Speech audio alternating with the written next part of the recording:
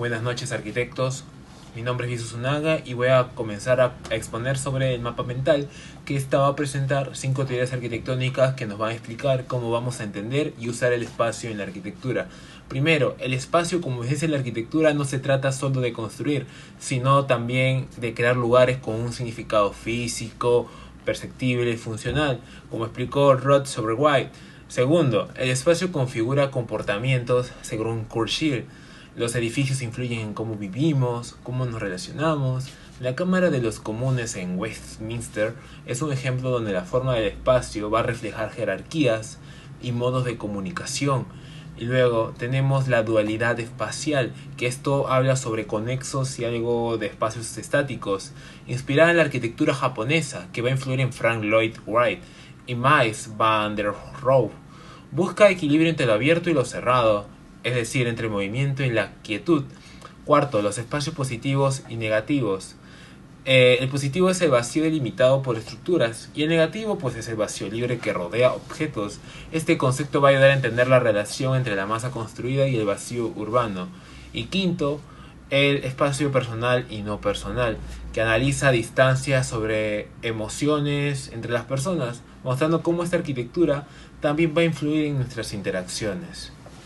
En conjunto, estas teorías demuestran que el espacio no es solamente físico, sino un elemento que nos define la experiencia humana en la arquitectura. Gracias. Para el desarrollo, Rowe nos explica que los objetos arquitectónicos no existen de manera aislada, sino en una relación a su contexto, tanto como físico, social, cultural y simbólico. El primer contexto que tenemos es el espacial, en donde el arquitecto manipulaba distintos tipos de espacios. Como primer ejemplo tenemos la casa Low Lewis de Frank Lloyd Wright, donde el espacio físico está claramente delimitado tanto por muros como por techos. Sin embargo, el espacio perceptible se expande a través de grandes ventanales que conectan la vivienda con la naturaleza. En el contexto natural, el prado, el bosque y la luz formaban parte de la arquitectura misma. Wright no solamente diseñaba el edificio, sino que diseñaba una experiencia espacial entre el interior y la naturaleza, donde el límite entre el dentro y afuera se diluía. Esta relación entre el objeto y el entorno toma mayor fuerza en la casa de la cascada, en donde la vivienda literalmente flota sobre el río. Aquí, en el contexto natural, no es un simple fondo decorativo, sino que es el corazón del proyecto. El agua, el sonido, la piedra y el bosque se integran en el espacio arquitectónico, demostrando que la arquitectura también dialoga con su entorno ambiental. Otro tipo de vínculo se da con el contexto social y cultural, en donde el autor lo ilustra con el ejemplo de la Cámara de Comunes de Inglaterra, en donde la forma alargada de este y con los dos grupos de asientos enfrentados no solamente responde a una función práctica, sino que esto define el carácter del debate político británico. Como dijo Churchill, primero damos forma a nuestros edificios y luego ellos nos dan forma a nosotros. En este caso, el espacio arquitectónico modela la conducta social y política, consolidando una tradición de confrontación parlamentaria dándole fuerza al debate. En cuanto al contexto urbano, el autor diferencia entre los espacios negativos, que surgen espontáneamente, como este ejemplo de la Plaza de la Signoria, y los espacios positivos, que surgen deliberadamente, como el ejemplo que tenemos acá, que es la Plaza Unosiata de Brunelleschi. En esta plaza el arquitecto usa una retícula matemática para darle orden al vacío urbano, demostrando así que la arquitectura puede transformar el espacio público en un lugar armónico con un significado. Finalmente, el autor aborda el contexto humano, con el concepto de espacio personal, las distancias que mantenemos entre nosotros, ya sea la distancia hacia una plaza, una oficina o una vivienda, y esto va a variar dependiendo de la cultura. Si un arquitecto no considera el factor mencionado, el resultado puede ser tanto incómodo e incluso conflictivo para el usuario.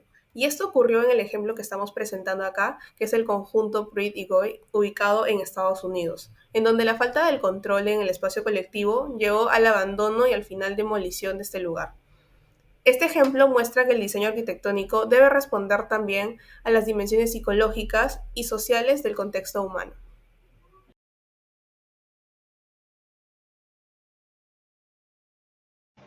Podemos decir como una primera conclusión de que Roth fundamenta su análisis arquitectónico en base a los postulados fundamentalistas de Bresner, que dice que la arquitectura, o bueno, la historia de la arquitectura se desarrolla como la historia de la configuración de los espacios. Entonces, en este capítulo 3 del libro, Roth nos va a demostrar teorías para poder fundamentar esta tesis.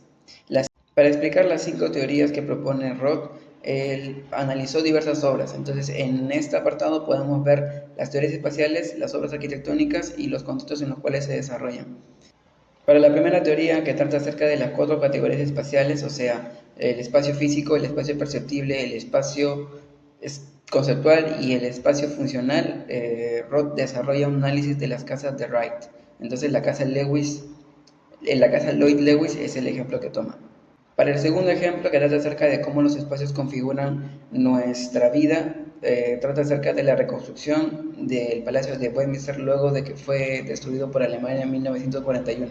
Luego, para tratar los espacios fluidos y estáticos, Roth usa el ejemplo de el desarrollo que ha tenido la arquitectura japonesa desde la casa tradicional hasta Mies van der Rohe con el pabellón alemán.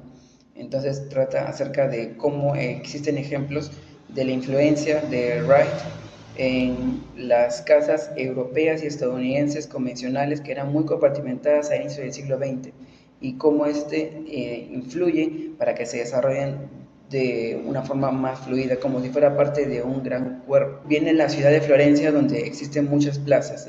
Pone el ejemplo de la Casa de los Hospicios, diseñado por Filippo Brunelleschi para poder demostrar el ejemplo de un espacio positivo, que es la plaza que se encuentra en la parte delantera, que es la Plaza de la Señora. Y como ejemplo de espacio negativo trata la Plaza Annunziata, que es un espacio que se forma de manera residual. Y como último punto trata acerca del espacio personal y trata sobre cómo las especies y los seres humanos en específico somos un poco más versátiles al momento de elegir un espacio personal.